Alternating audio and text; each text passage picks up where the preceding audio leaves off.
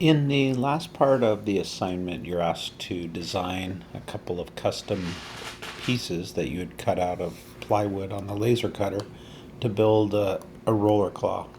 And I've shown you designs similar to this where you have a motor driving a axle that has a sprocket on it, and then that sprocket would have a chain carrying power, transferring power from this axle to this axle, and then on this axle you have some wheels holding the two plates apart with some standoffs, and ensuring that you have bearings every place you have an axle. However, you can use gears to transmit power as well. And I went over in class on this, but I've been asked to give maybe more details in some type of video.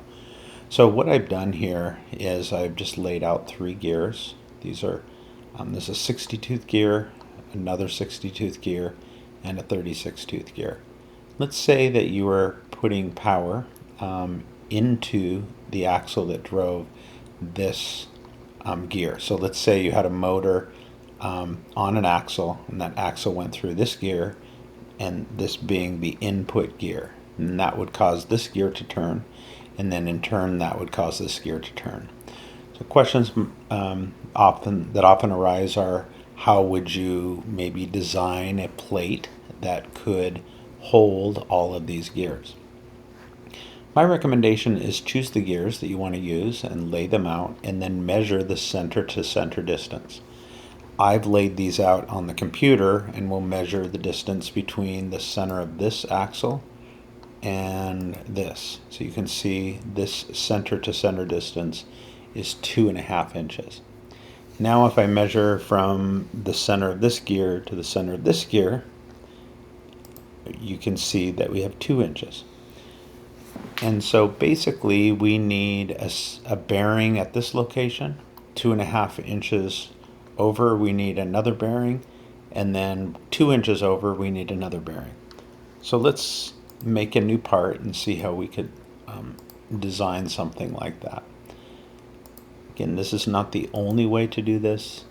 You can transmit power other ways besides just sprockets and these spur gears, but these are very common ways to do this.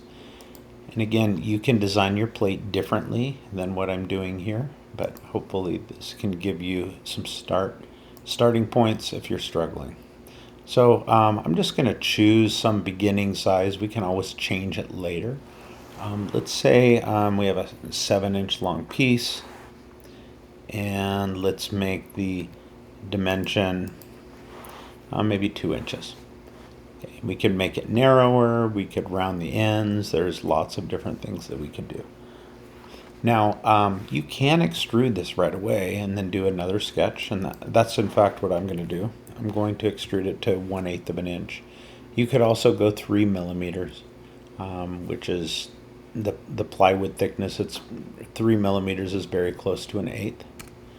So now that we have this, I'm just going to make another sketch.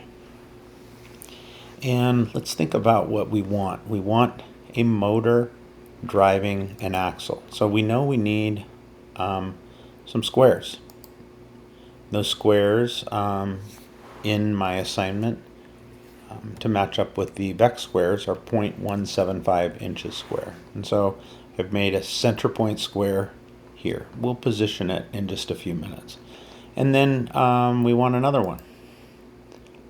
And notice what you can do. Instead of just typing in the dimensions again, you can use the equals constraint and say that this equals this, and this side equals this. And so now we know that that's square, and we can do this again. And so I'm just going to use the equals constraint and say that this equals this, and this equals this. So we now know that these are squares and they're all the same size. We do want to get them vertically aligned, so I'm going to use a vertical constraint, making sure that these are all in a line. And then it would be nice if this were aligned horizontally with this, and so I'm going to go a horizontal constraint and go here. Then we want to make sure it doesn't look like I got this one vertically constrained there, so make sure they're all aligned. And then we want to dimension the center to center distances at 1/2 of an inch. I want to do this one as well. Notice what I can do instead of typing 1/2, I can click here, and it basically makes those the same. Now, we could have drawn one square and made a pattern. That is very acceptable as well. I'm just going to leave this as is. And the next thing we're going to do is define the distance. I need another set that is 2 inches away, or I'm sorry, 2.5 inches away for the other set of gears. And so we can basically just make a pattern, and that's what I'm going to do. I'm going to say a rectangular pattern of this, and I know that the direction that I want is like along this direction, and I know the spacing is 2.5 inches. And so now we have that, and then we also want another set that is 2 inches away from this. And I don't know if you can make a pattern of this. We'll see. I'm just going to go here and make that my geometry, and we'll see it. Look, yes, I can make that pattern. So I'm going to make that 2 inches. Okay, so these are 2.5, and these are 2. Again, to match the spacing of these gears, because these were 2.5 inches apart and these were 2 inches apart from their centers. And so the reason why we have these square holes is because the square holes are going to use those bearings shown here. And those bearings, if I open up a bearing, you can see that the back of them have these square extrusions, and then those would pop into the square holes in the wood. So now that we have that, let's think about how this would work. So we would have we'd need to turn, a motor would have to have the axle of the motor going here, which means I need holes to mount the motor. So I'm actually going to do 2 additional squares over this direction so that that motor can be mounted. So these 2 square holes are where the mounting holes for the motor would be. Let's again get these dimensioned appropriately. So this side equals this length equals this length, and basically make every length equal to one another. I'm going to make this horizontally constrained with this, and this horizontally constrained with this, and I know that the dimension between these are 1/2, and I'm just going to click here, and the dimension between the center of this and the center of this, I clicked the wrong button, dimension the center of this to the center of this is also 1/2 of an inch. So that's a really good start. You can envision the motor being mounted here. It drives an axle here. You would have a bearing on the opposing plate, and then a gear right here. And then you'd have another gear here, and then a third gear here. Again, bearings being mounted in those square holes. Now, it'd be nice if we had some holes for standoffs.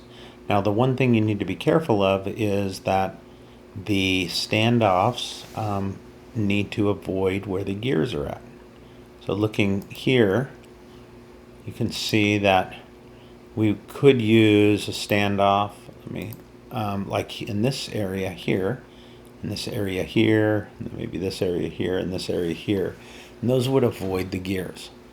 And so you can just measure on a piece of paper, but I know if this is 2.5 inches, that this distance is 1.25 inches in between.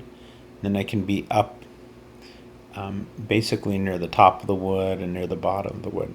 You could also draw circles representing the gears on your sketch, and then that could help you space those out.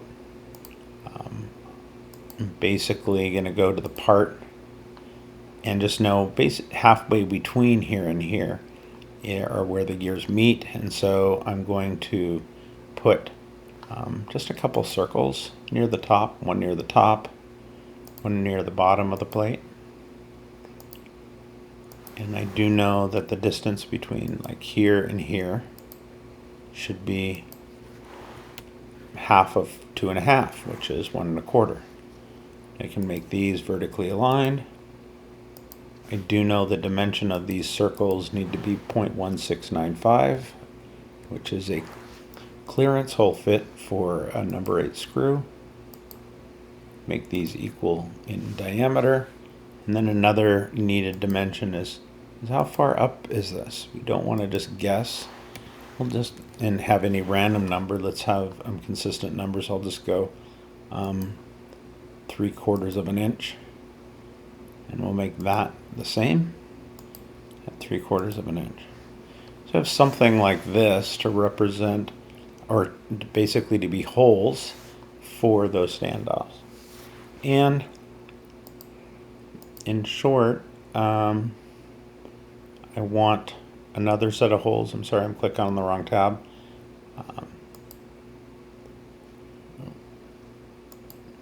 Another set of holes here.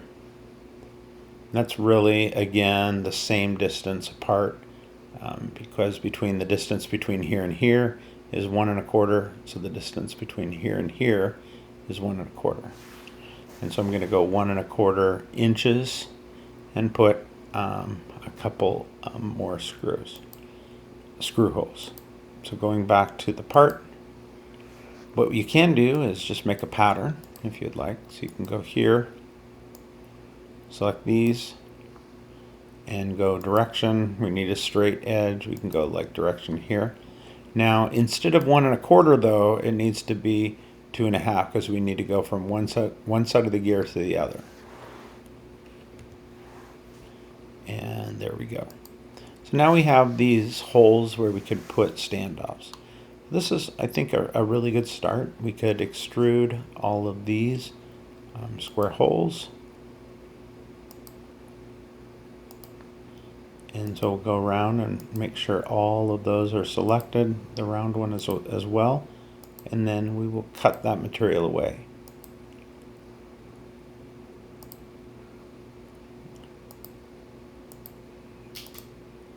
Now that I have that material cut, hit OK. This would work. A couple other features that could be useful. We could add some holes to mount this to some C-channel. Notice that the motor might get in the way, so we may want to make the whole thing a little bit longer. Maybe we could make it 8 inches long instead of 7. Going back to the original sketch, make it a little bit longer, spread that out. We could also maybe shift all of this stuff to one end. And so we could go here on this sketch and maybe shift, sorry, let me do this again. Double click on the sketch, and we could dimension maybe here and here to be some specific number. Maybe we can go 0.75. So now we have some space over here, and then this we can put some holes here so that we can mount some screws. I'm sorry, put screw holes so that it could be mounted to some of the C-channel. Lots of ways to make holes. We could, again, make circles. Again, another way is to put points. One thing that I like to do a lot is draw a little square and give that square some dimension. Actually, let me draw the square centered here. Okay, and maybe we could say it's a 1/2 inch apart and 1.5 inches tall. And we could dimension this to be some nice distance from the end of the part, and you could just do points for holes. So instead of drawing circles and extruding those circles, you could do this and then make holes of that, just simple holes with a diameter of 0.1695 inches. Okay. And we want to make sure that all of these are selected. For some reason it's not selecting those points. Let me try that again. So click hole. I want to make sure that we have basically a simple hole. you want to select these points. For some reason it's not letting me select those.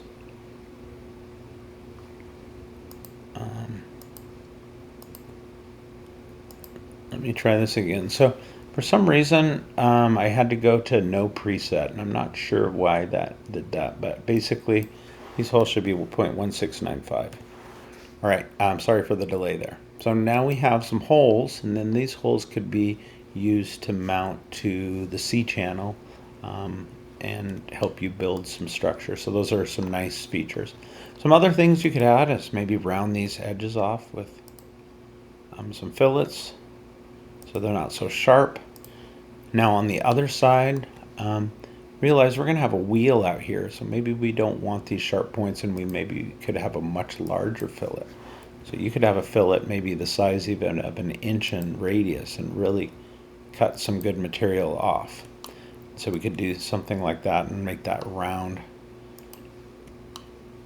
I'd say that's a good part. That would hold all the gears, it'd hold the motor, your sprockets, and some standoff locations, and it has some locations where you could add or attach this to your C channel. Other things you could add maybe something that comes down to stop the ball, to keep the ball from coming too far in. You could make that out of C channel. You could attach it to these standoffs. That'd probably be how I would do it, is I would attach something to these two standoffs here, or at least the screws to those standoffs, and have it hang down. So when the wheel pulled in the ball wouldn't go way back in here, it would get stopped. So those are some tips and some things you can try as you're working through your design.